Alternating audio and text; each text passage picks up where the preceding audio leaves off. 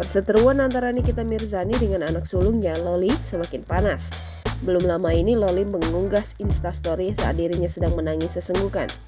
Ia mempertanyakan kelakuan sang ibu yang dianggap jahat dan membuatnya sakit hati. Loli juga menyebut jika dirinya tak bahagia, padahal ia hanya ingin dimengerti oleh Nikita Mirzani. Bahkan Loli menyebut sang ibu egois dan telah menghancurkan hingga merenggut semua yang dimilikinya.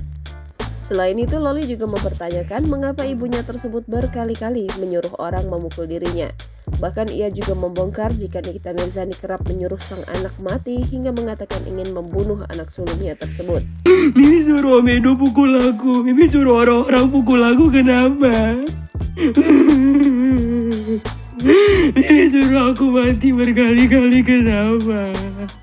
Kenapa harus Mimi bilang aku harus mati? Kenapa Mimi selalu bilang bunuh aku? Kenapa Mimi? Aku juga gak mau dilahirin di dunia ini. Kenapa Mimi kayak gitu? Kenapa Mimi gak bisa sayang sama aku? Kenapa?